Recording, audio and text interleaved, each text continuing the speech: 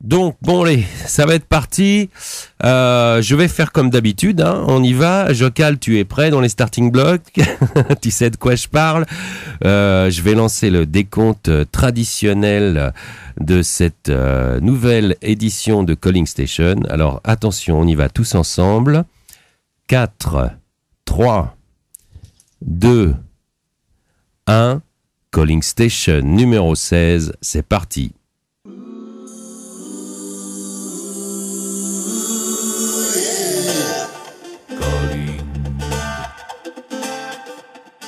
Calling Station.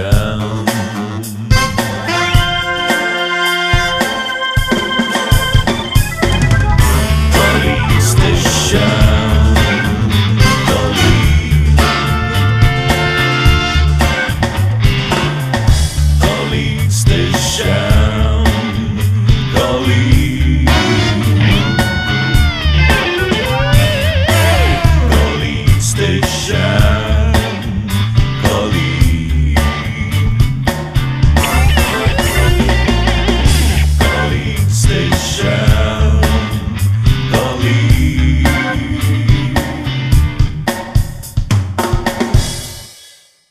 Et voilà, la Calling Station, donc numéro 16 est partie. Bonjour à toutes, bonjour à tous. Alors tout d'abord, je tiens à m'excuser auprès des auditeurs pour la piètre qualité de ma voix, car les nuits et les matinées, surtout, commencent à être fraîches à Paris. Hein, il fait encore super beau, mais c'est un peu frisquet sur le matin. Et j'ai pris un petit coup de froid, voilà. J'ai pas pensé à dormir avec des chaussettes et à fermer la fenêtre. Bref, bon. Alors il se peut que ma voix déraille de temps en temps et je vous prie de bien vouloir m'en excuser. Bon, mais the show must go on et je suis fidèle au poste pour cette 16e édition. Donc, comme vous avez vu, j'ai titré, elle sera placée sous le signe des champions. Attention, c'est du lourd. Le premier champion d'ailleurs que j'accueille tout de suite, c'est Mike. Salut Mike. Salut tout le monde, je me considère pas comme un champion, merci quand même. Ah bah si, tu as été champion d'été du Casino de Gibraltar, non? Ah oui, c'est vrai. Ah bah voilà. Allez. Bon alors je vais bientôt te laisser le soin de mener l'interview avec notre premier, lui, vrai champion, hein, on peut le dire, je crois. Mais juste pour faire une brève présentation, je vais te dire 2-3 trucs que je sais de lui. Alors sachez que si vous ne le savez pas, que notre invité n'a aucun complexe à jouer dans les plus grosses parties online, hein, contre les David Benjamin, Patrick Antonius ou encore Tom Dwan. Donc voilà, hein, on situe tout de suite le niveau du bonhomme. J'espère qu'il va nous en parler un peu au cours de l'émission. Question tournoi, bah il est pas trop mal non plus, hein, puisque cette année il a fini 2e du WPT de Bucarest. Il s'incline simplement en HU finale contre un Français d'ailleurs, contre Guillaume Darcourt. Donc un fiche de plus encore au micro de Calling Station. Donc Mike, je te laisse le soin de nous présenter Schneeblor. Voilà, Schneeblor alias Simon Munz. Hi Simon, hi Schneeb. Hi, this is Simon. Or yeah, Simon here. Ok, je suis en train de me demander si Simon préfère parler en anglais ou en allemand. Sprichst du lieber im Deutsch sprechen oder im Englisch? Da die meisten wahrscheinlich oder du willst ja besetzen, das heißt lieber Deutsch. Ja. Ok. Il va préférer parler en allemand maintenant, donc j'essaierai de traduire. Pour la petite histoire, on voulait se rencontrer cet après-midi avec Simon pour faire une interview et puis vous passer une bande pendant cette émission, mais malheureusement au moment de partir il s'est rendu compte que sa voiture avait subi les effets de la police de Gibraltar, un petit sabot sur la voiture parce que le monsieur était mal garé, donc il est arrivé trop tard. Voilà ce qui explique qu'on va passer en traduction simultanée. J'espère que ça ira. On va essayer de faire ça lentement mais sûrement. Il a pris un peu de temps avec nous. Donc Simon alias Schneeblor, vous le connaissez sûrement et j'espère qu'à la fin de cette émission vous le connaîtrez un petit peu plus. C'est le premier Black Member de PokerStrategy.com. Ich bin nicht sicher, aber eigentlich schon, du bist der erste Black Member von PokerStrategy.com.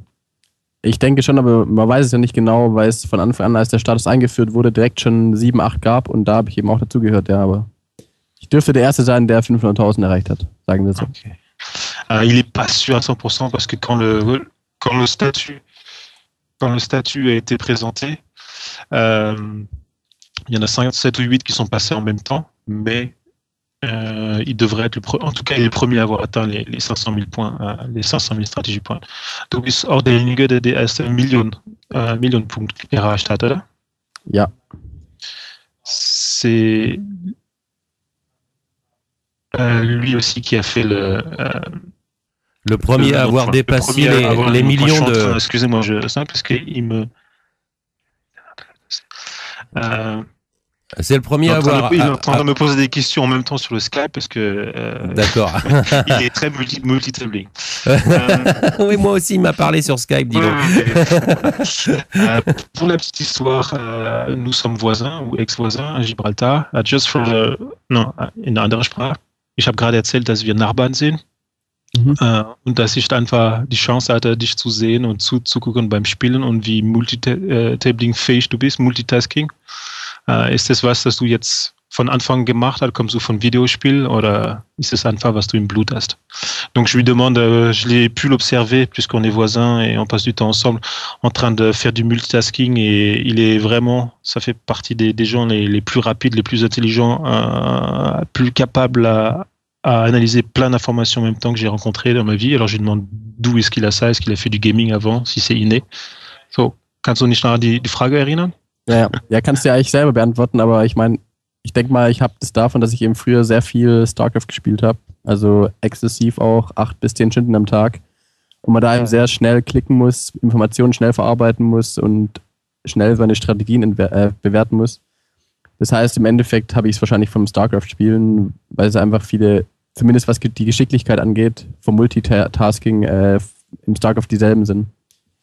Il dit que oui, qui vient de StarCraft comme beaucoup et puis c'est un excessif, donc tout ce qu'il fait, il le fait, tout ce qu'il aime avec excès. 8 à 10 heures de StarCraft par jour, c'est ça qui lui a donné un petit peu le sens de la stratégie, l'a obligé à être un petit peu, à développer ses skills de multitasking. Donc ouais, c'est vraiment de ça, là que ça vient, et puis je confirme aussi qu'il y a un talent naturel. Die Frage ist auch, wenn wir jetzt auf Poker zurückkommen, ich weiß, dass du jetzt Coach war, Videoprodukteur, aber du hast auch Fixlimit, No-Limit, Pot-Limit gespielt, jetzt machst du auch MTT. Hast du irgendeine Lieblingsvariante oder je lui demande je sais qu'il a commencé à faire des coachings et des productions de vidéos d'Amas sur PokerStory.com en fixe limite. Entre-temps, il a joué à tous les niveaux, en fixe limite, en no limite, en pot limite, en MTT. Donc, je lui demande un petit peu s'il a une préférence. Ja, ich denke, meine Spezialität ist auf jeden Fall Heads-Up und das ist auch, was ich am liebsten mache. Und die Variante ist eigentlich relativ egal. Ich meine, No-Limit Heads-Up ist so das, was mich am meisten interessiert, weil der psychologische Faktor eine sehr große Rolle spielt. Aber vom Prinzip her mag ich Heads-Up in jeder Variante und No-Limit eventuell ein bisschen mehr. Donc sa spécialité pour lui, c'est le heads-up. C'est là qu'il se sent plus à l'aise. Aussi, ça vient du fait qu'il y a le côté psychologique de cette spécialité qui entre en jeu. Il adore ça. Et s'il devait choisir, il prendrait peut-être le no-limit heads-up. Ich denke, dass deine Spezialität Heads-Up hat auch so gemacht und deine Fähigkeit so hoch zu spielen, dass du jetzt gegen alle meistbekannte Profispieler zu spielen. Das ist auch natürlich, was die Zuschauer eher irgendwie interessieren, zu wissen, gegen wem du schon gespielt hast und was war deine Erfahrung. Vielleicht denkst du hast einen Edge oder was war der Unterschied. Donc je lui dis que entre-temps maintenant il a joué contre beaucoup de joueurs qu'on connaît, les joueurs top joueurs mondiaux, et savoir un petit peu s'il pouvait nous raconter son expérience et contre qui il a joué. Ah oui. Also angefangen eigentlich hat es damit, dass bei Fixlimit war irgendwann so die Grenze und man hat irgendwann angefangen mit Heads-Up. Und dann habe ich eben damals einfach jeden gespielt in Heads-Up Fixlimit, bin recht schnell aufgestiegen, weil ich einfach wahrscheinlich in Heads-Up talentiert bin. Und habe dann eben bis zu den höchsten Limits gespielt, dort auch gegen David Benjamin, Bryce, Patrick Antonius und Co. gespielt, also wirklich die besten Spieler der Welt damals. Und ich habe mir da Fixed Limit Heads gegen fast alle in Edge gespielt, zumindest mal probiert, die zu spielen, habe dann wirklich auch gedacht natürlich, dass ich einen Edge habe, weil man da auch noch nicht so objektiv beurteilen kann. Und da war ich noch hier sehr jung, naiv und wie auch immer. Aber es hat sich natürlich alles anders entwickelt, jetzt in den Jahren. Und mittlerweile würde ich sagen, dass ich auch gegen den einen oder anderen wahrscheinlich gespielt habe, gegen den ich keine Edge hatte. Vor allem dann No Limit, auch gegen Dirk zum Beispiel, No Limit 40.000 oder gegen andere sehr erfolgreiche Online-Spieler auf hohen Stakes. Und da kann es durchaus vorkommen, dass man sich jeden Tag auch überschätzt. Aber ja, ich denke, gegen die meisten, zumindest von den bekannten Spielern, hatte ich definitiv auch eine Edge, also gegen David Benjamin, Patrick Antonius und so. Ouais, j'espère que tu as compris, Mike, parce qu'on a un petit son qui est un petit peu bizarre là. Bon, c'est pas grave, si tu vas nous faire la traduction, si tu as compris, il n'y a aucun souci. Mais oui, il y a il y a comme chez moi aussi, il y a comme un écho. Je sais pas si ça vient parce qu'on est peut-être. Ça vient de la connexion à mon avis. Je sais pas, non, je pense pas. Ok, en tout cas, comme il est dans la même pièce que moi, j'ai pu comprendre. Je vais essayer de vous redonner ça. Donc sa spécialité au départ, c'est le heads up, comme il a dit. Sa variante pas préférée, mais au départ, c'est le fixed limit. C'est là qu'il a commencé à se mesurer à l'élite mondiale. Il a pu jouer des joueurs comme Benjamin, pu jouer des joueurs comme Antonius, et même si c'est dur à dire de façon objective, mais à l'époque, il pense vraiment avoir eu un edge contre ces joueurs dans cette variante, dans cette spécialité. Le temps a passé, il est arrivé à ses limites aussi en fixed limit heads up. Il a cherché un petit peu dans d'autres variantes. Il s'est retrouvé en no limit. Et en no limit aussi, il a joué aussi contre Durr en NL, c'est quoi, 40K. Donc les limites les plus hautes. Et là, il dit que oui, il est peut-être tombé un petit peu dans le moment où il s'est il a mal interprété son niveau, puisque il avait un edge en fixe limite sur les autres, et là il a peut-être un petit peu pensé qu'il pouvait avoir un edge sur des joueurs comme Durr, des choses comme ça. Je crois que je me rappelle, c'est pas trop bien passé. Je crois que Simon, du kannst mich vielleicht nochmal erinnern, ich glaube, deine erste Begegnung mit Durr war nicht so gut für dich, glaube ich. Ja, das war ungefähr vor 1,5 Jahren, da habe ich gegen ihn No Limit 40.000 gespielt und gleichzeitig Fixed Limit 501.000. Das war also eine Challenge von uns beiden und ich habe, glaube ich, in 300, 400 oder 400 Händen 280.000 verloren. Wie viel? 280.000. Okay. Et donc, ça fait il y a 1 an, il avait un petit challenge avec Durr et ils ont joué en même temps, simultanément, du Fixed Limit 500 000 et du No Limit 40 K. Et il a perdu en quelques mains, il a perdu $280,000. Wow. Donc voilà. Solche Swings für dich, wie tust du da verarbeiten? Ist das normal für dich? Bist du schon mal Pokermillionär gewesen? Ich will da nicht indiskret sein, fragen, ob du es noch bist, aber die Swings, wenn mal ihr jetzt redet für die Leute, die uns zuhören, ein Swing von 300K, das ist schon, was man in Lebenszeit vielleicht niemals erreicht. Wie wirst du damit fertig? Je lui demande un petit peu ses swings de 300 000 K, comment il vit avec ça, s'il a déjà été millionnaire du poker. Je vais pas lui demander s'il l'est encore pour pas être trop indiscret, mais comment il fait pour vivre avec tous ces swings que certains d'entre nous, même la plupart, ne réaliseront jamais dans leur vie. Als ich das erste Mal so riesen Swings hatte, da war mir das gar nicht so bewusst, das Geld. Also in dem Alter, da denkt man einfach nur, Poker ist quasi mein Sport oder wie auch immer und ich will der Beste sein und immer weiterkommen und denkt gar nicht ans Geld. Also selbst als ich dann das erste Mal die 300.000 verloren habe, oder das war sogar noch mehr damals, war mir das gar nicht so entscheidend und auch hat mir eigentlich wenig ausgemacht. Es liegt halt einfach daran, dass ich Poker nicht im Sinne von, also ich habe nicht daran gedacht, dass ich das Geld verdienen muss, sondern einfach nur meinen Gegner schlagen muss. Und mir hat es eigentlich mehr ausgemacht, dann zu verlieren, als dann das Geld im Endeffekt. Klar, im Nachhinein denkt man jetzt immer, war natürlich dumm und wie auch immer. Aber damals hat mir das wirklich mehr oder weniger fast gar nicht so ausgemacht, so viel Geld zu verlieren. Und mittlerweile sehe ich es sowieso so, dass es zum Spiel dazugehört. Das heißt, dass im Endeffekt macht es einen als Pokerspieler mit der Erfahrung eigentlich gar nichts aus.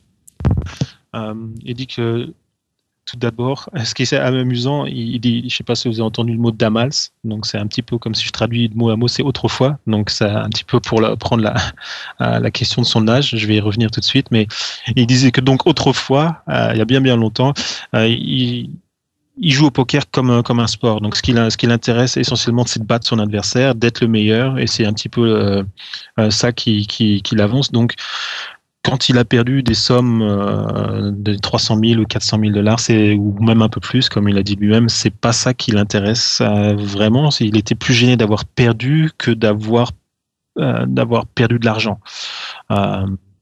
Après coup, il dit que c'est peut-être un petit peu, c'est un petit peu regrettable. Maintenant, d'un autre côté, c'est ça aussi qui le fait avancer, c'est cette volonté d'être le meilleur et de vouloir battre ses adversaires. Donc, il regrette pas du tout et c'est une expérience qui enrichit son jeu aussi. Die Frage kommt natürlich, Simon, weil du jetzt damals sagst und so weiter, dann wie alt du bist. Bist du genauso alt wie der Mike, also ein alter Sack, oder wie alt bist du und seit wann spielst du? Ich bin 23 Jahre alt jetzt und als es damals war, das war vor ungefähr 3 Jahren das angefangen, oder 4 Jahren sogar schon. Das heißt, damals war ich 19, beziehungsweise Anfang 20 und ja. Okay. Ja, ich spiele seit 5,5 Jahren, also seit 5 Jahren. Ouais, il dit qu'il joue depuis 5 ans, il a 23 ans et il a commencé à jouer ses très hautes limites, donc il y a 3-4 ans. Ouais, c'est à 19 ans qu'il avait déjà des swings comme ça dans les centaines de quais, 300 000 dollars plus ou moins.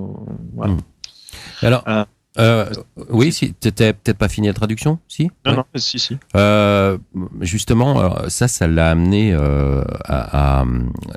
comme il a fréquenté les plus grands joueurs du monde, ça l'a amené à faire des shows télévisés. D'ailleurs, je crois qu'il revient d'un show télévisé, il était encore hier ou avant-hier, je crois. Mais je sais qu'il a participé, par exemple, à l'Européenne Cash Game, c'était un show qui était organisé par Poker Even. Il y avait aussi la charmante Léo Marguette qui était dans le coup et puis bien d'autres. Je voulais savoir si l'ambiance d'un plateau de télé avec les caméras, les lumières, tout ça, les micros, est-ce que ça peut perturber son jeu ou bien est-ce qu'on est tenté de faire des moves inhabituels parce qu'on est filmé ou on reste vraiment très très concentré et on s'en fout de tout ça? Enfin, comment il le gère lui? Okay. Also E.T. fragt gerade, du hast jetzt auch natürlich bei deinem Spiel und so weiter, der Level, das du erreicht hast du auch manche Fernsehshow gemacht, wo es ging darum, dazu spielen. Und seine Frage ist, wie beeinflusst es dein Spiel zu wissen, dass du jetzt gefilmt wird, dass die Leute dann deine Karte sehen, also die Kamera und so weiter. Kannst du das trotzdem dich konzentrieren und dann A-Game spielen oder hast du jetzt dann Zeit gebraucht, um das machen zu können? Also ich denke, der große Unterschied liegt nicht darin, dass ich gefilmt werde, weil ich online ja auch schon Coachings gegeben habe oder Videos aufgenommen habe damals. Das große Problem war eher, dass ich live gespielt habe und nicht online. Da müssen wir eben auch viele andere Sachen noch achten, wie dass man eben keine Tells preisgibt, dass man die Informationen der anderen sammelt. Und das ist eben sehr, sehr viel schwerer als eigentlich online spielen und vor allem, wenn man noch nicht so die Erfahrung damit gemacht hat. Aber dadurch, dass mir jemand zuschaut oder dass jemand sehen kann, das macht mir überhaupt nichts aus. Da spielt man natürlich trotzdem sein Bestes und ich kann mich auch, denke ich mal, konzentrieren, da mein A-Game zu spielen.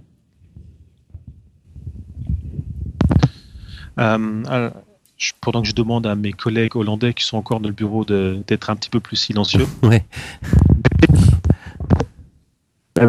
Evan, please, we are just live. All right. Voilà, donc je lui demande de se taire un petit peu parce que je lui explique qu'on est live et il me dit moi aussi je suis live. Donc voilà, on est dans une boîte avec plusieurs communautés. Ok. Alors, c'est les Russes, je suis sûr. Non, c'est les Hollandais. Ok, donc ce qu'il explique, c'est que le fait qu'il y ait téléspectateurs, enfin qu'on puisse voir son jeu, tout ça ne l'a pas dérangé. Il avait l'habitude de faire du coaching, de parler de son jeu en live, d'être suivi par des spectateurs, des auditeurs, donc ça l'a pas dérangé. Ce qui a été gênant pour lui, il y a quelqu'un qui posait la question, c'est savoir s'il joue en live, c'était justement de passer du jeu en ligne au jeu en live, où il y a des choses comme les tells qui sont complètement différents en live, auxquels il fallait qu'il apprenne à gérer, donc les tels des joueurs, mais aussi surtout les siens. Je me rappelle qu'il m'avait dit dans une autre conversation que il avait fait de l'analyse vidéo. D'autres joueurs lui avaient dit tiens, là on a vu que t'avais laissé des tels, des choses comme ça, donc il y a une période d'adaptation. Et puis aussi les informations analysées sont différentes quand on joue en live, donc tout ce qui est programme quand il fait à la télé ou des choses comme ça le gêne pas du tout. C'est la même différence. La seule chose qui change pour lui, c'est le live et le jeu en ligne. D'accord. Donc, mais son jeu, il est pas altéré pour ça, quoi. Ouais. D'accord. Non. Okay. Et il va pas faire non plus des moves spécifiques. Il a pas envie de faire le show spécialement. Juste pour la galerie, non. Ouais, voilà, c'est ça. Il reste concentré sur son poker. Ok. Of course, sicher jetzt, du bist jetzt Member von der teampokerstrategie.com. Das heißt, zwei Sachen. Eins, du spielst mehr live und zwei, du spielst auch mehr MTT. Das heißt, du wahrscheinlich auch auf beide Bereiche dein Spiel verbessern können. Kannst du uns ein bisschen davon erzählen? Je lui ai dit que maintenant, entre-temps, il est rentré dans la team pro de pokerstrategy.com. Deux choses, ça veut dire il joue en live beaucoup plus, il a pu acquérir plus d'expérience en live et en plus, il joue des MTT. Donc aussi quelque chose qui était relativement nouveau. Donc je lui demande de nous raconter ça un petit peu. Also früher habe ich Turniere eigentlich immer gehasst. Als ich ein bisschen mehr live gespielt habe, kamen irgendwie andere Komponenten dazu. Und live gibt es auch noch nicht so gute Cash-Games. Und live machen die Turniere wesentlich mehr Spaß als online, weil man einfach auch trotz der geringen Anzahl, die man in Turnieren spielt, gegen bestimmte Gegner eine Dynamik aufbauen kann und was online nicht der Fall ist. Und deswegen, also Live-Turniere machen eigentlich sehr viel Spaß und ich spiele sie auch gerne, allerdings sind sie natürlich sehr zeitintensiv und online kann man halt eigentlich schon auch als guter Cash-Game-Spieler mehr Geld machen, woraus natürlich letztendlich dann im Poker noch ankommt. Aber generell Live-Poker ist natürlich sehr interessant und ich mag vor allem auch dass man halt wirklich auf seine Reads extrem Exporte spielen kann und auf seine Reads basierend. Il dit que oui, entre-temps, il a pris énormément goût aux jeux en live et il avoue même que le jeu en live lui procure plus de plaisir que le jeu en ligne. Donc la différence, c'est que il a été surpris de voir comment on peut vraiment se servir de ses reads et exploiter ses reads d'une façon assez énorme en jeu live. Ce qui est gênant et difficile pour lui, c'est que d'abord, il n'était pas un joueur de tournoi. Il a commencé par dire ça. Il détestait les tournois. Et quand on pense à poker live et tout ce qui est sponsoring, les choses comme ça à la télé, évidemment, on passe pas à travers des MTT. On est obligé de jouer des MTT, donc c'est pour ça qu'il s'y est mis. Il commence à y prendre goût et il a dit, il préfère même maintenant le live en ligne. Maintenant, ce qui est sûr, c'est que il y a moins de possibilités en live, moins de tournois. Il y en a des gros maintenant, mais en étant un bon joueur de cash game, on gagne encore plus d'argent. On gagne plus d'argent en faisant du cash que mais sauf que, alors, attends, parce que des tournois, sauf que lui, il est quand même très très fort. Il y avait Party Poker qui avait organisé une WSOP race qui offrait aux vainqueurs le buy-in pour le main event des VSOP pendant les 20 prochaines années. Eh ben, c'est qui a gagné? C'est lui. C'est lui. Alors ça, c'est quand même très très fort. Alors je voudrais que tu lui demandes justement, puisque maintenant que ça l'intéresse. Attends, j'avais une question à lui poser par rapport à ça justement. Alors, au bout de combien de tentatives il compte le gagner? Ok, je vais lui demander, mais je peux aussi témoigner parce que, comme je disais, donc il était à Gibraltar quand il a fait ça. Et moi, quand je sortais du boulot, je passais donc, je répète, on est voisins, donc je m'arrêtais chez lui et je le voyais en train de multitabler. Donc, faut imaginer deux écrans de, deux écrans de, je sais pas, c'est des 40, c'est des 30 pouces, des écrans énormes. Et puis là, avec des tas partout, et un troisième ordinateur pour regarder le niveau des joueurs, plus il y a toujours 5-6 trucs de Skype où les gens veulent quelque chose, enfin incroyable, die Multitasking à tout le niveau, et puis jouer en fixe limite. Enfin, voilà, donc l'histoire témoignage. Wir haben jetzt gerade natürlich geredet über diese Partypoker-Promotion, dass du jetzt gewonnen hast. Und ich habe gerade ein bisschen gesagt, dass ich auch Zeuge war von deiner Multitasking-Fähigkeit. Und du hast jetzt dann Las Vegas WSOP für 20 Jahre gewonnen. Und die einfache Frage ist, wann wirst du gewinnen? In 18 Jahren, glaube ich. Dans 18 ans.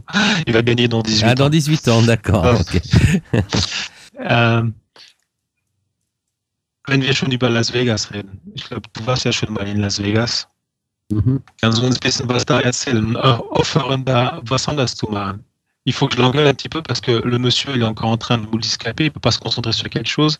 Je le vois en train de regarder, de checker le forum allemand et faire des choses. Donc je l'engueule un petit peu pour qu'il se reconcentre. Ja, Las Vegas, erzähl nur mal was. Du hast bestimmt was zu erzählen. Was hast du da erlebt? Vielleicht auch kleine Anekdoten, was du gemacht hast. Ich weiß von Suiten, von teures Essen und teures Spiel.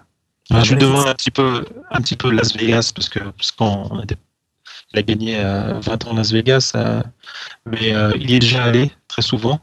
Est-ce qu'il peut nous raconter quelque chose? Aber wenn ich jetzt so viel erzähle, das kannst du doch gar nicht alles merken. Yeah, dann leg mal los. Il me dit qu'il a tellement à raconter que je n'arriverai pas à me rappeler de tout. Est-ce qu'il y a quelque chose qui l'a marqué, une main spéciale contre un joueur attends, il est en train de réfléchir. Komm, erzähl uns was. Ja, ich meine, das erste Mal Las Vegas denkt man natürlich immer, geil, Riesenstadt und Party oder was auch immer. Ist auch im Endeffekt so, aber ich denke mal, das Wichtigste in Las Vegas ist, dass man soll das nicht als reale Welt ansehen, es ist einfach eine Spaßwelt quasi, abseits von dem eigentlichen Geschehen so. Und wenn das dann als das anzieht, dann macht es wirklich auch Spaß, dann kann man natürlich da alles Mögliche machen, also die geilsten Diskurs der Welt, die höchsten Pokerpartien, betrifft ja natürlich, vor allem auf Poker bezogen, wirklich interessante Menschen halt auch und auch Leute, die mal, ja, also die höchsten Limits spielen, also viel Ivy und Co. Und dann auch, habe ich am Tisch zum Beispiel auch schon mit 5000, spielt man halt nicht mit 5000 wie online, sondern halt mit 50 bis 100.000 Starling-Stacks, also Ballen. Und das hast du auch gemacht, oder? Das hast du auch gemacht. Das habe ich auch gemacht im ersten Jahr. Ich übersetze ein bisschen. Supreme Court dabei und also wirklich auch interessante Leute. Ich will kurz ein bisschen übersetzen, bevor dass ich da alles verliere. Il dit oui, Vegas, c'est naturellement une ville un petit peu à part puisque c'est un monde presque que de plaisir et un petit peu artificiel, mais on rencontre et on fait des choses super qu'on ne peut pas faire ailleurs. Une des différences aussi, c'est que on rencontre les gens en live, les fils à vie ou comment ils s'appellent, et puis que les parties, c'est un petit peu différent. On s'assoit pas avec $5,000 comme une table en ligne, mais on s'assoit avec 50,000, $100,000, voilà, et puis joue en live. Des choses qu'il a faites avec Phil Ivey sur sa table, et puis je sais pas l'autre. Du wolltest gerade was sagen, mit wem warst du noch am Tisch gesessen? Ja, das sind halt auch dann Leute aus dem Supreme Court oder also wirklich auch Leute, die hohe Positionen haben irgendwo in Amerika oder also Unternehmer oder wie der La Liberté eben und so, die man halt online nicht so trifft, weil online macht es natürlich nicht so viel Spaß, einfach generell. Ok.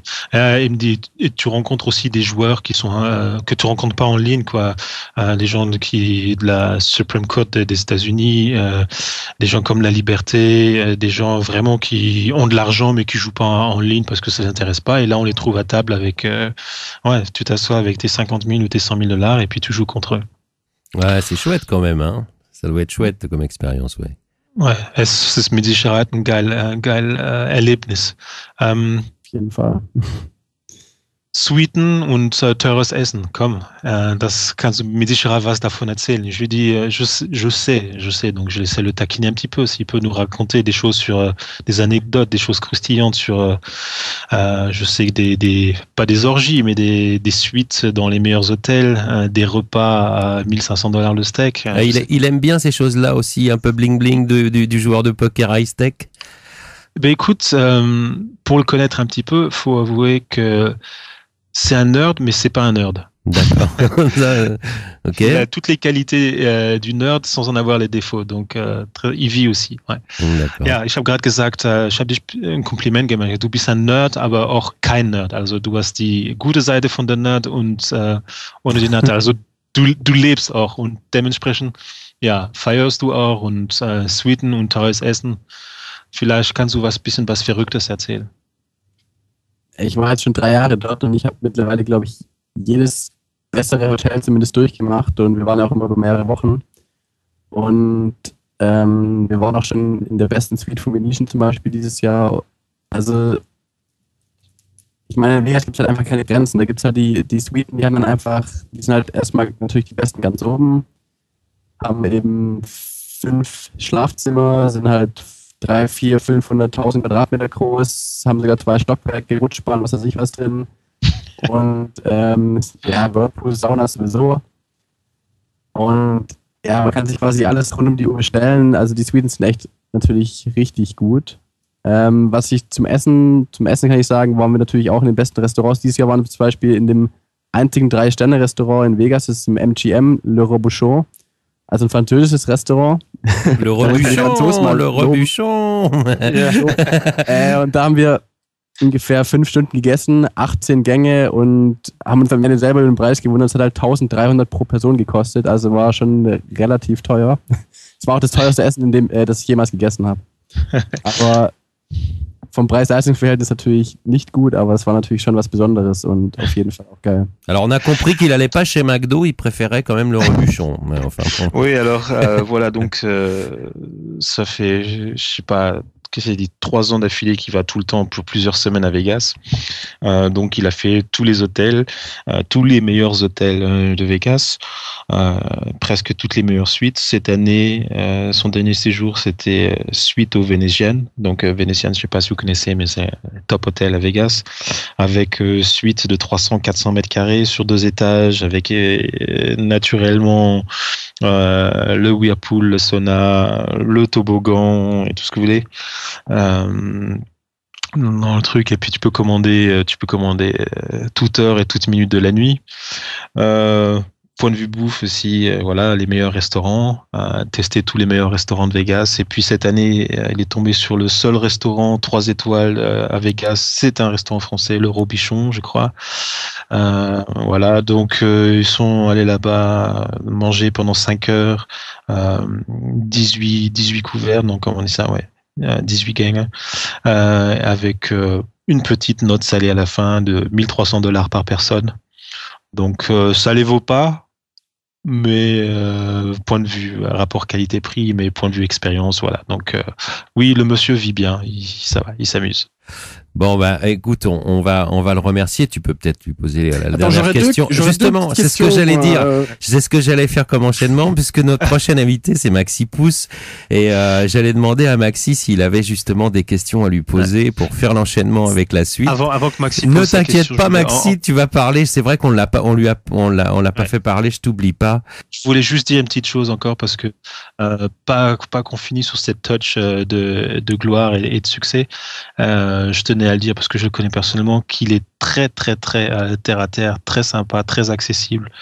Vous pourrez demander à Johan Sigrist, Robom et Montoya qui ont aussi rencontré. Ouais.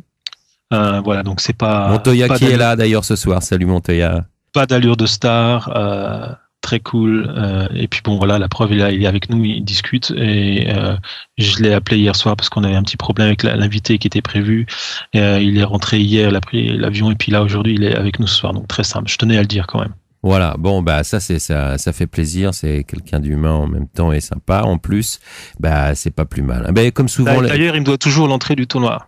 Parce que je devais payer quand il y avait Montoya, les VIP.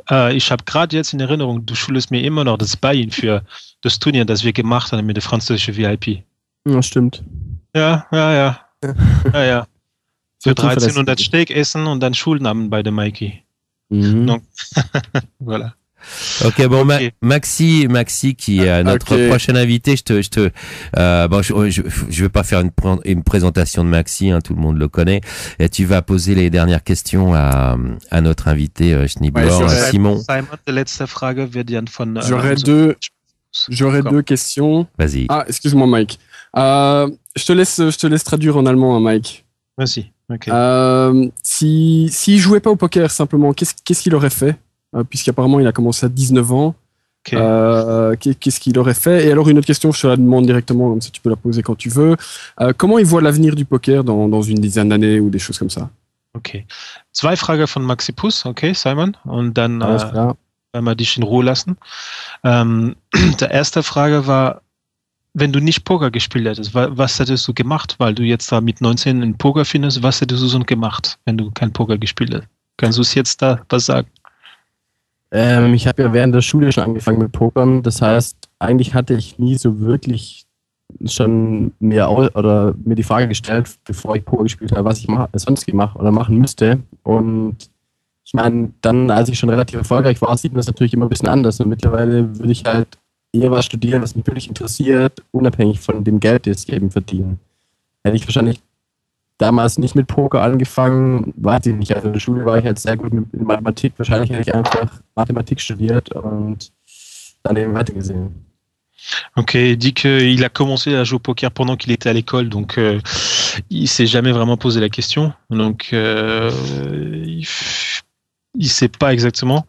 Et il adorait les mathématiques, il était doué en mathématiques, il aime ça, donc il aurait sûrement étudié les maths. Et par contre, après coup, c'est vrai qu'il dit, il aurait bien aimé étudier quelque chose. Bon, maintenant il a commencé dans le poker. Quand une fois tu as commencé à gagner l'argent avec le poker, c'est un petit peu dur, mais voilà, donc il aurait sûrement été dans les mathématiques. Die zweite Frage von Maxi Puss c'était quoi ta deuxième question?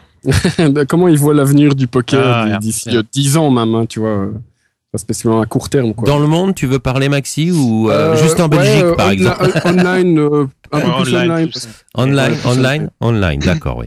Maxi fragt sich, was ist deine Sicht über Poker online in 5 Jahren, in 10 Jahren? Wo gehen wir hin? Also es ist ja wie jeder Sportart, dass einfach die Leute immer besser werden und das Niveau quasi immer mehr steigt, vor allem jetzt auf den höheren Stake, bis irgendwann mal ein Niveau erreicht wurde, was fast nicht mehr zu übertreffen ist. Also wie jetzt im Tennis, ich meine, wird es ein bisschen besser werden, aber nicht viel schneller. Oder wie jetzt ein Sprinter, der läuft dann irgendwie 8,01 Sekunden statt 8,02, aber es gibt immer noch kleine strategische Unterschiede. Wahrscheinlich schon in relativ bald, zumindest bei 0 in 1, 2, 3 Jahren. Und dann wird es natürlich immer schwerer, jetzt Geld zu machen als guter Spieler. Und generell wird natürlich auch, also ich denke, langfristig wird wahrscheinlich auch Poker nicht mehr so aktiv gespielt werden wie jetzt zumindest online, weil es einfach da doch immer der Reiz vorbei ist von den schlechten Spielern und ja, die guten Spieler werden natürlich nicht gegenseitig das Geld sich in den Arsch schieben. Aber ich denke, Poker wird auf jeden Fall noch mindestens 10 Jahre sehr aktiv gespielt werden. Und wenn vor allem noch neue Varianten dazukommen, jetzt Omaha oder Double Hold'em oder sonst was, wird es auch wieder attraktiv werden für schwachere Spieler, die dann irgendwie eine Chance sehen in anderen Varianten. Und auch natürlich für die guten Spieler, die dann auch nochmal denken, sie können nochmal alles geben in einer anderen Variante. Alors, il dit que c'est un petit peu comme tous les sports, avec le temps, le niveau augmente, mais au bout d'un moment, on atteint une limite, comme il a comparé un petit peu au tennis qui a atteint maintenant un certain niveau et ça devient peut-être un petit peu plus rapide, mais pas beaucoup plus. Ou alors, il a fait une comparaison aussi avec le 100 mètres.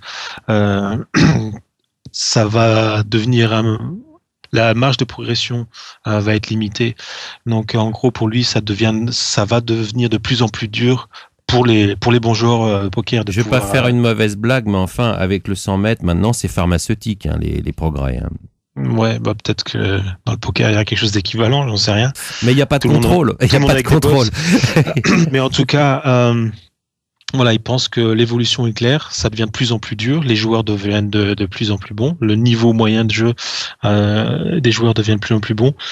Et aussi, il y a des différences de variantes. Donc, pour le no limit, ils pensent que dans 3-4 ans, le niveau maximum sera pratiquement atteint. Donc, il y aura des petites différences stratégiques entre les uns et les autres, mais que ça va devenir très difficile pour les joueurs gagnants, pour les bons joueurs, de vraiment dégager des gros gains. Que pour les autres variantes, Omaha, et les choses comme ça deviendra. On parle évidemment de poker en ligne, ça durera un petit peu plus longtemps, mais qu'à long terme, le poker va devenir un petit peu moins actif que maintenant, c'est-à-dire qu'il y a une certaine saturation due au niveau des joueurs moyens qui vont augmenter, et que il peut très bien imaginer que ce soit beaucoup plus difficile dans quelques années d'être gagnant en poker, et que les bons joueurs vont cesser de jouer les uns contre les autres s'il y a plus de mauvais joueurs. Ils pensent quand même que ça va durer au moins 10 ans avant que l'activité baisse. Mais voilà, donc pour lui, voilà, sa vision, c'est que ça devient de plus en plus dur, et ça va continuer à devenir de plus en plus dur. D'accord. Oui, l'edge est de moins en moins important. Ouais, c'est difficile, voilà. Quoi. Bon, très bien. Je crois que, sauf si vous avez vraiment une ou deux questions dans le chat, on va dire merci à Simon. J'espère que vous aurez apprécié cette petite interview, comment nous, de notre côté, on l'a apprécié. Ich denke, Schnipp, moi je l'appelle tout le temps Schnipp. Bon, Schnipp alors. Schnippi, ça dépend s'il m'énerve ou pas. Schnippi. Ich denke, dass wir jetzt dich bald in Ruhe lassen, außer wenn da ein oder zwei Fragen dann in den Chat kommen. Ja, die kann ich auch bei dir im Mikrofon beantworten eigentlich. Hätten wir von Anfang an machen können. Ben maintenant, il marche bien ton microphone, Schnippi. Ich weiß, was passiert. Ja. Und ja, vielleicht eine Frage von mir ist, dein Mitbewohner ist eigentlich Siete. Das ist der Gegner von unserem Maxipus. Kannst du uns Tipps sagen, wie man den schlagen kann? Alors, je dis, peut-être qu'il peut nous dire, ma dernière question, à Gibraltar, le colloque de Simon, c'est Siete, que vous connaissez sans doute, Siete 777. Siete 777, que vous connaissez sans doute, qui est un excellent coach et un ami à moi, qui est vraiment super point de vue pédagogique, et qui est aussi très très ouvert, très sympa, et qui est aussi l'adversaire de Maxipus dans la Ligue des Champions. Voilà. Donc voilà, je lui ai demandé s'il pouvait nous trahir un petit peu Siete, ses derniers secrets, et nous en dire plus. Ja, kannst du uns was sagen? Was ist seine Schwäche? Also Siete ist viel zu aggressiv, blufft viel zu viel, das heißt im Zweifel einfach immer callen. Ok, il a dit que Siete est beaucoup trop agressif, et il bluffe beaucoup trop, donc en cas de doute, toujours coller. Tu colles, ouais, d'accord, ok. T'as compris, Maxi? Okay. Bon, c'est vachement sympa. Souhaite-lui good luck pour la suite, et remercie-le une dernière fois pour nous. Merci beaucoup, Simon. Thank you very much, Simon. Dankeschön. S'il vous plaît. Das war mir ein Vergnügen. Keine Ahnung, was das heißt. Ok, il dit que c'était un plaisir pour lui. Pour nous aussi. Danke von meiner Seite auch, Simon. Und ja, danke. Wir sind noch da. Wenn du mit uns bleiben willst, dann du bist natürlich eingeladen. Wenn nicht, vielen Dank nochmal. Voilà, je dis qu'on est encore là. S'il veut rester avec nous. Ah oui, absolument. S'il veut, ce serait rigolo. On pourrait aller un tout petit peu plus loin avec Maxi et lui sur les stratégies de tournoi, etc. Ça peut être intéressant. Moi, j'aimerais bien qu'il reste, mais enfin, il fait comme il veut, bien entendu. Schnibbler, voilà, c'est pour ça que le son est mauvais. Le monsieur est rentré dans le coaching. Ah ouais, et voilà. Et tu lui as pas expliqué que machin. Et voilà. Et ouais, Il m'a pas dit qu'il et ouais, était, je me le vois en train de marquer quelque chose en chip. Je l'ai pas vu non plus, moi. Ouais. Il y a trop de monde, on voit pas jusqu'aux OS. Alors, d'accord. Bah, c'est pour ça. Bon, je vais faire une petite transition. Tu lui dis s'il veut rester, ouais, ok, c'est bon, tu as dit. Je fais une petite transition avec le jingle de Short and Deed. Et puis, on voit ce qu'on fait après. Allez, c'est parti. Jingle. Tu veux te faire tailler un short and lead? Short and lead. Short and lead. Voilà, Short and Deed. Bon, alors on l'a présenté. Oui, vas-y.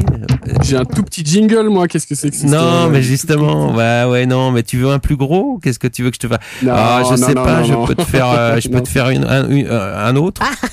La bonne blague. Non, c'est pas bien ça. J'ai mieux. Hein. Je peux avoir ça aussi. La bonne blague. Ouais, mais celui-là, bon, ouais. D'où tu sors celle-là, elle est pas dans une vidéo quand même. Non, mais j'imite bien. La bonne blague. Tu vois, j'imite bien, c'est ça, quoi, en fait. Voilà. Ouais. La bonne blague. Bon, alors bref. Écoutez, je vous coupe tout simplement parce que je veux vous laisser. Voilà, j'espère que vous comprendrez. J'ai une longue journée derrière moi et maintenant il faut que je profite de Schnipp qui rentre pour rentrer avec lui. Ah bah d'accord, donc il reste pas avec nous alors. Hein, donc, non, je suis désolé. Okay. Il vient de me dire qu'il voulait rentrer. Ok, d'accord. Donc je vous souhaite une bonne soirée. Maxi, raconte-nous comment tu vas crocher la Ligue des Champions. Ah bah écoute, je raconterai ça. Mike, n'hésite pas à me faire un petit coucou sur Skype de temps en temps. Ouais, non, bien ouais, sûr. Moi aussi, d'ailleurs, avant que tu t'en ailles vite fait, si jamais on pouvait se parler, avant la semaine prochaine, pour éviter d'avoir des emmerdes comme ce soir, ça serait pas mal pour les futures émissions. Bon, je te remercie Mike pour la traduction, c'était sympa et merci évidemment à Simon. Ciao. Merci, bye bye. Bon, voilà. Alors, bah oui, la dernière partie de l'émission, le dernier quart d'heure là pour l'instant, les dernières 20 minutes, ce sera avec Maxi. C'est vrai que j'aurais souhaité que Simon reste.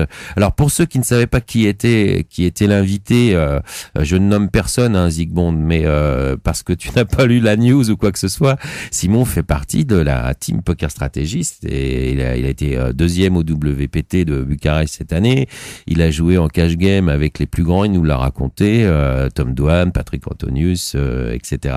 Même David Benjamin et tout ça. Donc voilà, on avait un petit fiche, quoi, tu vois. Et j'ai trouvé sympa d'inviter aussi Maxi parce que bon, c'est dommage, ils sont partis un peu en coup de vent là. T'as vu, ils nous ont laissé un peu sur le cours, Mike et Simon. Mais comme Maxi a été qualifié pour la Ligue des Champions. Voilà, c'est une compétition qu'organise Poker Stratégie internationale et celui qui va nous représenter, en tout cas représenter la communauté francophone et qui a été élu, c'est Maxi Pousse. Alors d'abord, bienvenue Maxi et puis bravo déjà pour ça, c'est super. Merci. Ah ouais, moi je suis super content que ce soit toi. Je sais que tu étais en balance avec Aloman, ça m'aurait bien fait plaisir. Aloman a vraiment eu beaucoup de suffrages. Je lui dédicace chaque victoire, je lui ai dit, ou au moins au-dessus de la 5e place. Ouais. Je lui dédicacerai. Donc, vous étiez tous les deux en finale, et puis bon, c'est toi finalement qui a eu le suffrage, mais ça aurait été très sympa aussi à Loman. Je lui fais un petit clin d'œil s'il nous écoute, et aussi. Et maintenant que c'est toi, il va falloir y aller, mon grand. Mais déjà, ça a commencé hier. Ça a commencé hier, ouais. Ça a commencé plutôt pas mal. Puisque raconte-nous, ouais. Écoute, j'étais en coaching avec Yom Giz, parce que malheureusement ou heureusement, le mercredi, ça se passe pendant les coachings, en tout cas pendant la moitié de celui-là. Et donc, on a continué et je tiens à remercier à tous ceux qui sont restés d'ailleurs. Parce que je m'ennuie très vite en MTT. Donc, Alors, t'étais en coaching avec Yom Giz pendant que tu jouais, c'est ça ? En fait, Yom Giz jouait, etc. Donc, on discutait un peu des mains. Et sur le côté, moi, j'avais ma table qui s'est ouverte à la moitié du coaching, plus ou moins. Enfin, il restait une demi-heure de coaching pour. Donc voilà. Et j'ai continué après le coaching en donnant mes mains, en discutant un petit peu des coups que j'avais fait, ou des choses comme ça. D'accord. Ouais. Donc c'est plus sympa pour les gens qui regardent, je pense, comme ça. Et moi, ça m'occupe en plus. Donc, j'ai des réactions dans le chat, etc. Donc, je me fais insulter quand je fais une connerie ou des trucs comme ça. Donc, c'est vraiment pas mal. Ouais. C'est juste un rien plus fatigant, mais c'est pas très grave, puisque ça dure, je pense, 2h30, je crois, au total. Le MTT, c'est un 36 joueurs. Donc, Ouais, c'est ça. En fait, c'est un sit and go à 3 tables, quoi, en gros. Hein.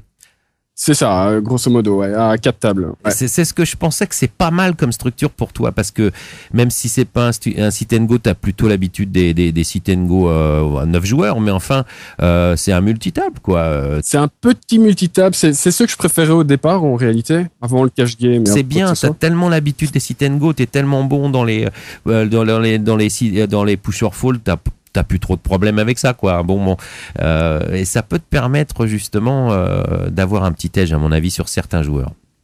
Ouais, j'ai expliqué un peu j'ai fait un petit blog pour l'occasion, etc.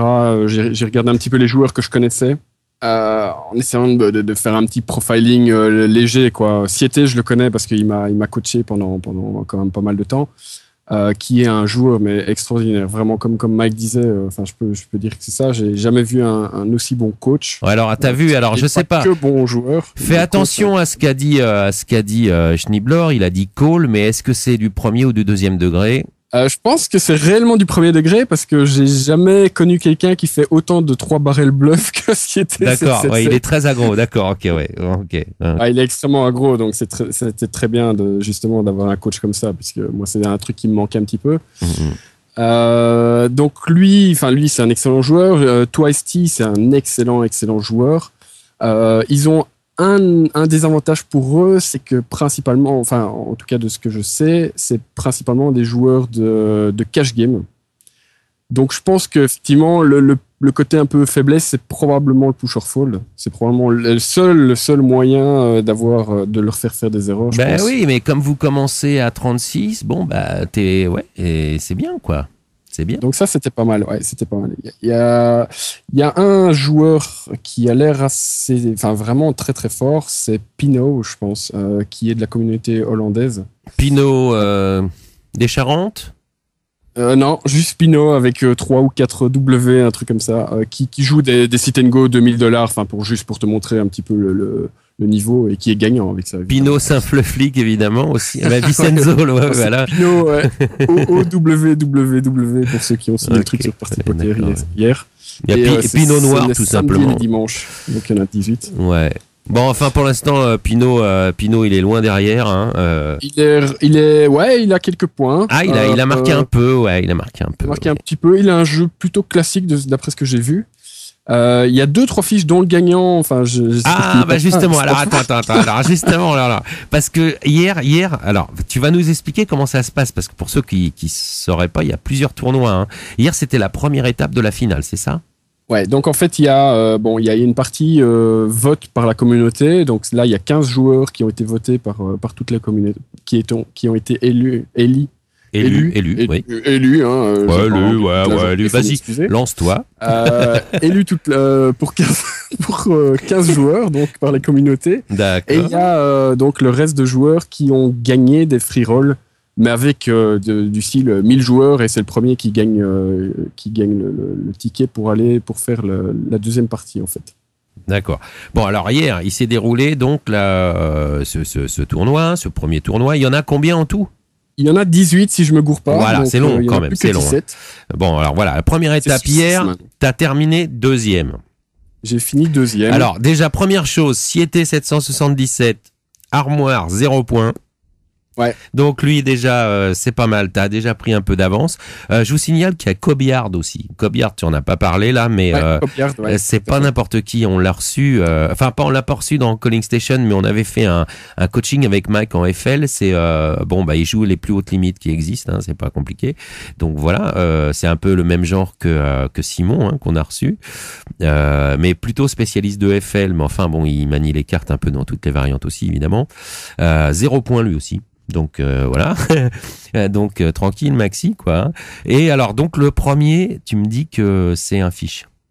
Celui Ouais, le qui problème t'a... de ce que, de hier, de ce que ouais. j'ai vu. Alors vas-y, dis, raconte. Écoute, bon, comment ça s'est déroulé je vais un peu reprendre tout l'historique du MTT. La structure est assez agressive, donc c'est vraiment à la limite du turbo. Moi, je connaissais pas du tout Party Poker. Ah ouais, c'est les MTT de limite Party turbo. Poker. Ouais, ouais, moi j'en ai joué quelques-uns. J'ai arrêté vite fait parce que tu peux jouer deux niveaux et après si t'as pas monté de stack, après tu t'es très vite très short quoi. Enfin 2-3 Ouais, niveaux quoi. On voit la moyenne de stack qui est quand même limite par rapport Bah, au t'as blind quoi chaque fois. T'as 20 blindes quoi. On a, ouais, c'est ça. On a 20 blindes et en table finale, je pense que le truc, c'est entre 10 et 15 blindes. Ouais, Finalement, voilà, quoi. c'est ça. Voilà. Bon, ça, c'est. Mais d'un autre côté, ça avantage un petit peu les joueurs de sit and go plutôt que les joueurs Exactement. de cash game Ouais. ou de fixe limite, quel que soit. Donc ça, c'est pas mal. Ouais. Enfin, c'est pas mal. C'est Bah, probablement pour toi, c'est un avantage pour moi. petit avantage pour toi, ouais. Parce que je pense que j'ai bossé plus mon push or fall que eux, le post-flop, par exemple. Contre les mecs que je t'ai dit, là, Twice T, Copyard et compagnie, en post-flop, c'est impossible de leur faire des erreurs, évidemment. C'est dur, j'ai ouais. pas mal de- Donc, par contre, en push or fall, là, je pense que clairement, il y a moyen de leur faire des erreurs en connaissant un petit peu leur tendance, soit trop pusher, soit pas assez, soit trop collé, soit pas assez. Bon, mais comment tu t'es Donc, démerdé pour perdre contre un fiche? Ah, écoute, j'ai chaté quand même un 30-70. J'avais As-Dame, j'ai push avec, je sais plus, 8 Big Blind. Il a As-Roi en face. Bon, je gagne le coup. Normal, mais tu t'as chaté qu'une seule fois. Ouais, j'ai chaté une fois, j'ai gagné un ou deux coin flip, je pense. Par contre, j'ai perdu un 70-30 au mauvais moment. Ça, c'était un petit peu emmerdant. Avec les dames, si je me souviens bien, c'est ça, non? Non, le premier, c'est un As-Roi contre As-Valet. Il touche son valet. Ah ouais. Bon, mais ça, on peut rien y faire. Ouais. C'est un call, même, je call son push. Et malheureusement, bon, la table finale arrive. Là, j'ai pu remonter un petit peu, 2-3 vols de blinde, etc. Donc, ça passait. Je suis remonté avec un call. J'ai un call du style As-2 contre Roi 9 ou quelque chose comme ça que je gagne. Qui a fait du bien, évidemment. Et puis, ça s'est un peu enchaîné comme ça. J'en ai sorti 3, tout à fait logiquement, parce que j'étais largement devant du point de vue main. Donc là, je passe chip leader. On n'est plus que 3, je pense, quelque chose comme ça. Le fameux fiche, là, sort l'avant-dernier, qui est un des Black Members, justement, je pense. Qui est aussi un très bon joueur. Ouais. Qui sort 3e. Et donc, on arrive plus ou moins à égalité. J'ai quelques milliers de jetons en plus que lui. Et je crois que la 2e ou la 3e main du heads up, j'ai dame-dame. J'avais raise toutes mes mains, je pense. Min raise, en tout cas. Min raise. Et il avait foldé pratiquement. Oui, là, j'avais dame-dame. Il push. J'ai un stack call, évidemment. Il a As-9. Bon, mais il touche. Oui, c'était à ce moment-là. Ouais, c'est la dernière main, celle-là, en fait. Ouais. Et là, je gagnais le heads up si le 70-30 passait, évidemment. Évidemment. Alors, ouais, vas-y. Ouais. Bon, ben après, j'étais relativement short. Bon, ça m'a légèrement tilté, je pense, de toute façon, plus la fatigue, etc. Donc, j'étais pas très content de la fin du heads up. Mais bon, il avait 8 fois ou 10 fois mon tapis, etc. Donc, là, ça devenait un petit peu compliqué, évidemment. Ouais, d'accord. Il y a 2-3 pushes que j'aurais dû faire, que j'ai pas fait, par exemple. Alors, le fiche en question, c'est un Hongrois, en fait. Hein. Ouais. Mais même si c'est un Hongrois qui a gagné la première manche, nous, forcément, Maxi, on croit beaucoup plus en toi qu'en lui. Voilà. C'était la blague, parce que je n'avais pas fait une de la soirée, donc excusez. Mais je suis relativement content que ça soit un moins bon joueur, quoi, tu vois. Ce qui est assez marrant dans ces MTT-là, c'est qu'il y a réellement 3 ou 4 mecs, je sais pas comment ils sont arrivés là. Et tout le reste en tout cas, disons, je sais pas, 10 mecs ou 15 mecs qui sont extrêmement bons, tu vois. Donc ça fait un décalage complet parce qu'il y a pas de second degré. Enfin, tu vois, les levels sont complètement changés parce que t'as des fiches qui vont limp des pocket pairs, tu vois, et t'as des mecs qui vont limp Assas, et puis t'as des mecs qui vont, et c'est assez marrant. Ouais, c'est assez rigolo. Ouais, c'est pas tout à fait facile à lire au départ, quoi. Non, au départ, c'est pas évident. Ouais. Mais bon, on passe malheureusement assez vite au push or fall. Moi, je sais pas, j'ai joué 10 flops, quoi, je crois, un truc comme ça. Ouais, bon, j'ai pas vu la structure de ton tournoi, mais je te dis, les seuls tournois que j'ai joués sur Party Poker, j'en ai joué 5-6, à chaque fois c'était la même chose. Et bon, ça doit être la même structure et c'est assez infernal. Bon, le seul avantage que je vois, c'est pour toi, c'est que justement, C'est contre les bons joueurs de cash game. Ouais, alors de sit and go surtout pour le pusher fold, quoi. Alors j'espère que ça va continuer comme ça. T'es vraiment très bien parti. Écoute, j'espère. Il va falloir. Bon, il y a malgré tout dans les MTT comme ça, il y a une petite partie où il faut gagner les coin flip ou avoir des mains un petit peu correctes à un moment donné. C'est ça. Ouais, il faut toucher un peu de jeu. Ouais, c'est mieux. On me dit, je suis assez tight. En fait, je pense que c'est plutôt un avantage que je sois assez tight au départ. Enfin, d'abord, j'ai pas vraiment eu de main autre que j'aurais pu jouer profitablement, je pense, très sincèrement. Même, parce qu'en cash game, je commence à me losifier très, très, très largement. Ça, c'est vrai, oui. Entre guillemets. Mais je pense que là, j'ai joué, en tout cas jusqu'à la table finale, j'ai joué vraiment ce qu'il fallait. Il y a un call que j'ai pas fait avec As-7 suité, qui aurait été un call tout à fait positif, et le fold n'était pas si dégueulasse que ça non plus. Donc, ouais, là, t'es pas en ça cash game, tu conserves ton stack. Bon, je sais. là, en fait, je suis pas en cash game et je suis pas en MTT, en fait. Je suis vraiment en sit and go, là. Ouais, voilà. Pour moi, c'est l'équivalent du 45 joueurs C'est ça. tranquillement. C'est ça, ouais. En jouant tight, on peut très très bien aller très loin. Et d'ailleurs, les 3 joueurs qui étaient en finale, vraiment sur la table finale, on était 3 joueurs relativement tight. Ouais, d'accord. Ok. Donc c'est pas ça a pas l'air d'être pour rien, quoi. Ouais, Donc ça, ok. Il y a autre chose aussi, c'est que donc après cette partie-là, avec les 18 sit and go, il y a les 5 premiers, donc c'est par points. Hein, donc le premier gagne 15 points, 12 points pour le second, 10 points, je pense, pour le suivant, etc., etc. Après, ils prennent les 5 premiers du point de vue points et c'est des heads up entre les joueurs, en fait. Ah bon? Mais les 5 premiers au bout de quoi? Les 18 étapes, là, c'est ça? Ouais, les 18 étapes, là, ils prennent les 5 premiers, et les 5 premiers se prennent en heads up, donc je pense que c'est le 5e contre le 4e, 4e contre le 3e, enfin, celui qui gagne contre le 3e, ou celui qui gagne contre le 2e, et celui qui gagne contre le premier, je crois. Je pense que c'est comme ça, il faudrait vérifier la structure. Ah, Mais je d'accord, pense oui. que- Ah bon, Donc très bien. c'est pas mal. C'est pas mal du tout comme système. Bon, en heads up, ça, si des joueurs comme toi, Esti, passent, etc., ça risque d'être évidemment très très très compliqué, puisque ça c'est Ouais. un mec qui joue heads up. Ouais, il aura un edge sur toi à ce moment-là, ouais. Ah ouais, là, ouais. je Non, pense- mais je c'est pense clair. que- Mais non, mais il faut être réaliste. Mm. Mais ceci dit, sur un heads up, ça veut rien dire. Alors donc, et en même temps, Ça, c'est vrai. t'es Ouais. pas complètement, t'es pas complètement innocent non plus. T'es pas quelqu'un qui fera n'importe quoi. C'est certain, même s'il a un edge, mais sur un heads up, tu sais pas ce qui peut arriver. Hein. Non, tout à fait. Surtout sit and go. Je veux dire, c'est pas du cash game ou. Bon, j'en ai déjà fait une chier quand même. Mais Voilà, c'est ça, Toi, ouais. Il est quand même un très très très très très bon joueur. S'il était en heads up, je pense qu'il est excellent aussi. Et quelques autres joueurs comme ça sont vraiment très très bons. Donc bon. Ah oui, bah là justement contre les agros comme ça, tu vas avoir plus de mal. Ils vont te mener la vie Je vais dure. avoir un petit peu plus. Il va falloir gambler un tout petit peu. Parce que, Ouais, ou parce contrer que, leur agression, ça va être. Enfin, tu le sais de toute façon. Hein, maintenant, ça va certainement être beaucoup plus compliqué. En tout cas, déjà, il faut que tu y arrives en heads up. T'es bien parti. Ouais. J'espère que ça va bien se passer. Ouais, tout à Donc fait. ta stratégie a priori, hein, elle pourra peut-être changer. Hein, tu verras suivant évidemment, suivant ce qui se passe à table, suivant tout ça, ça peut changer. On le sait très bien. Hein, tu vas t'adapter. Mais ta stratégie, elle est quand même de jouer assez tight au départ. Hein, de le jouer comme un sit and go 36 joueurs, quoi, 45 joueurs, quoi. Ouais, je joue relativement tight, c'est vraiment classique, je joue solide. J'ai juste fait un gros bluff que j'ai mis sur le blog. Enfin, c'est un floating assez risqué parce que ça engageait quand même une grosse partie de mon tapis. Mais c'était à moitié par erreur parce que comme je connais pas Party Poker, je pensais qu'on était que 2 dans le coup.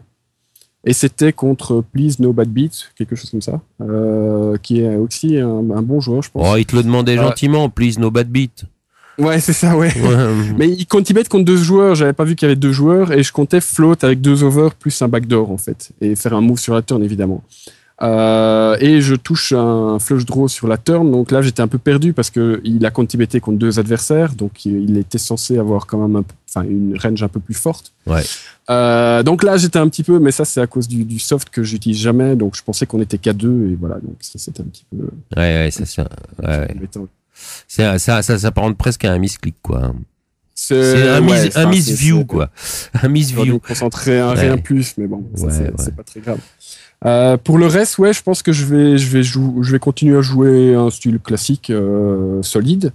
Et le push or fall, je vais essayer de l'affiner le plus possible parce que je prends des notes directement dès qu'il y a un push, la position, le nombre de big blind, quand il y a des restyles pour avoir une range assez claire des adversaires simplement, parce que je pense qu'ils changeront pas leur range, ils balanceront rien du tout, je crois. Donc j'aurai une idée un petit peu des mains qui push ou qui restylent. Donc ça je fais en note tout simplement. D'accord, ouais, sur place, ouais. Et est-ce que ton jeu en cash game là depuis quelque temps, parce que ça fait un petit moment quand même, te sert maintenant dans ces tournois pour jouer sur le flop et tout ça, post-flop? En sit and go, je vais commencer à second barreler un peu plus malgré des stacks qui sont pas énormes. Ce que j'aurais probablement pas fait souvent avant. Peut-être l'analyse post-flop, mais le problème c'est que j'ai effectivement joué 10 flops quoi, peut-être maximum. Donc finalement, voilà, il y a beaucoup sur 10 flops, il y en a beaucoup où tu touches, tu dois jouer fit or fall parce que voilà, soit t'as call et tu sais pas faire grand chose d'autre. Il n'y a pas assez de profondeur, c'est toujours le problème, quoi. Il n'y a pas beaucoup de profondeur, donc c'est vraiment au début de sit and go. J'ai perdu au début sur un restyle, j'avais 9-9, bon j'ai couché. Donc j'avais perdu quelques jetons, etc. Et puis j'en ai repris un petit peu sur des flops simplement avec des conti bets. Donc ça c'est vraiment les trucs les plus classiques qui est. J'ai conti-betté, voilà, point. Il a foldé, etc. Donc je me maintenais tout le temps avec quelques vols de blind, etc. Ou bien quelques raise et conti-bet. Je crois que j'en ai give up quelques-uns aussi, où le flop était vraiment dégueulasse pour faire des conti-bet, par exemple. Bon, vraiment un jeu hyper classique, quoi. Et je pense que ça suffit pour après, dans un push or fall avec un stack vaguement raisonnable, il faut malgré tout passer par des conflips, quoi. Avec cette structure-là, je pense que c'est obligé. C'est réellement. C'est un passage obligé, à mon avis, ouais. Et quand on dit neat, le truc qu'il y a, c'est que je suis neat, mais je pourrais restyler avec 8 et 6 suités. Donc, je vais pas commencer à raise, je sais pas, Dame Valet UTG en full ring, par exemple.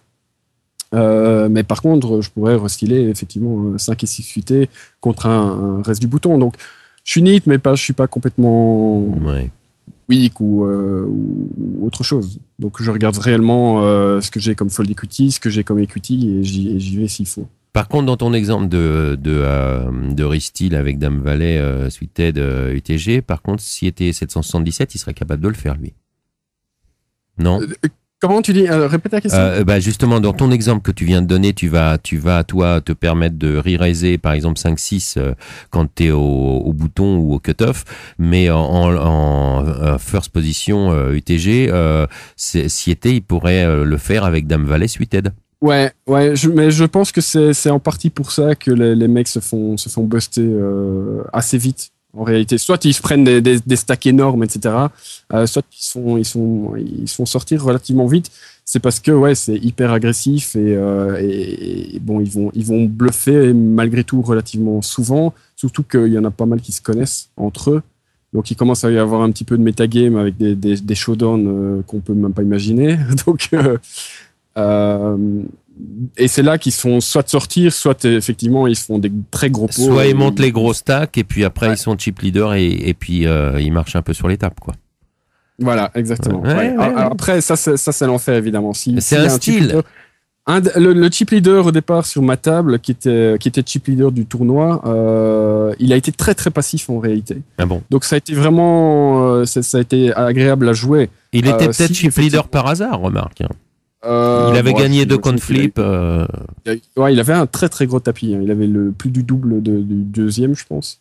Ah ouais, non, il pouvait quand même marcher un peu sur les. Il aurait pu, sur cette table-là, on n'avait pas des très gros tapis. Ouais. Il aurait pu marcher un petit peu plus sur la table. Et effectivement, c'était bien que ça soit lui et pas Siete ou Twisty. Voilà, un mec qui, c'est ça. Qui commence à restyler dans tous les sens, à minraiser tout, où tu peux même rien faire parce que tu n'as aucune full equity, etc. Ouais. Là, ça commence à être plus délicat. Ici, on a eu un peu de chance que ça soit eux.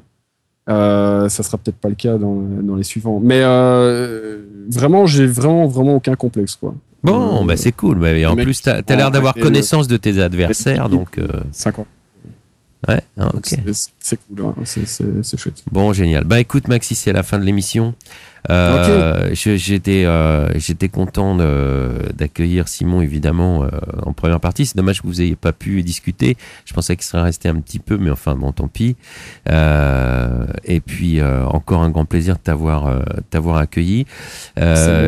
Et puis, on suit ton trade avec, tu l'as nommé League for Shampoos ou je sais plus quoi exactement. Ouais, ça doit être ça, je changerai peut-être le titre d'ici là. Il est belge, Maxi, ouais.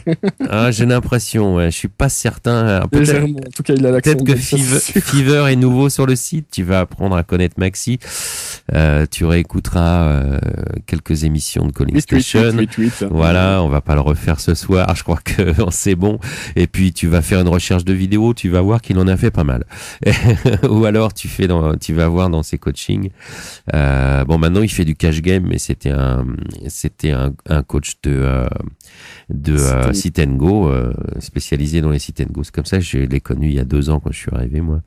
Et maintenant qu'il joue en cash game. Et voilà, c'est notre futur champion. On croit en toi, Maxi. Ouais. Mettez la pression, c'est une très bonne idée. Ouais. En tout cas, un tilteur, un gars qui tilte assez facilement, mettez-lui la pression. On va t'envoyer des bonnes ondes. Et puis, j'ai aucune pression, vous inquiétez pas. On donnera des nouvelles de temps en temps dans Calling Station. Tu viendras nous dire où t'en es, éventuellement, de temps en temps. Avec plaisir. Et c'est les samedis et les dimanches, je pense que c'est 20h heure française, je pense. Ça se joue et samedi et dimanche, tu veux dire, les 2 jours? Ouais, le mercredi, le samedi et le dimanche sur 6 semaines, je pense. Puisque 3 x 6, ça fait 18. D'accord, d'accord. Mercredi, samedi et dimanche. Le mercredi, je continuerai probablement à le faire après le coaching. Je vais voir un petit peu comment ça se passe. Si je gagne, effectivement, je fais un striptease, ça c'est sûr, à l'Oman. Non, mais attends, non. Si je fais ça, je fais un striptease. Non, Maxi, non, on arrête avec ça. Non. Non, et donc, n'hésitez pas à venir le mercredi là sur le coaching player. Et faire des petits coucous sur les tables parce que les mecs chatent pas en fait. Donc, alors nous en tant que Français on aura des problèmes parce qu'on peut plus aller sur les .com. Alors c'est emmerdant, mais j'espère qu'on pourra regarder. Vous pouvez trouver un lien pour aller télécharger le .com et vous pouvez regarder. Ouais, on pourra regarder, je pense. Ouais, j'espère en tout cas. Ouais. Parce que c'est un peu problématique, tu sais, maintenant. Full Tilt, par exemple, moi je regarde toujours parce que je regarde toujours jouer les high-stake. J'aime bien regarder jouer les grosses parties, mais on peut pas écrire sur le chat ou des trucs comme ça, tu vois, par exemple. Enfin, ça, je m'en fous. Ah ouais, mais c'est ça, d'accord. Voilà, tu vois. Alors je sais pas si c'est pareil parce qu'il faut se connecter. Et là, on te refuse la connexion. Par contre, tu peux regarder les tables. Bon, voilà. Mais pour te faire un mot d'encouragement, si c'est pareil, par exemple sur Party Poker, je pourrais pas t'encourager en direct comme ça, mais je t'encouragerai autrement sur ton blog et puis en te réinvitant sur Calling Station de temps en temps pour au fil de ce parcours qu'on va suivre avec beaucoup d'intérêt. Voilà. Ok. Bon, Maxi, je te remercie beaucoup. Je crois que, à moins que tu aies quelque chose d'autre à rajouter, je vais mettre un terme à cette émission de Calling Station numéro 16. J'ai absolument rien à rajouter. Ok. J'excuse encore.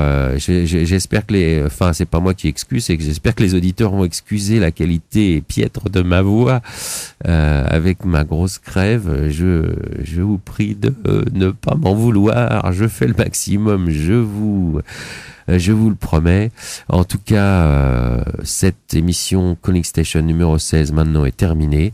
J'envoie le générique de fin et je vous dis à jeudi prochain. Ciao. Calling Station. Calling Station.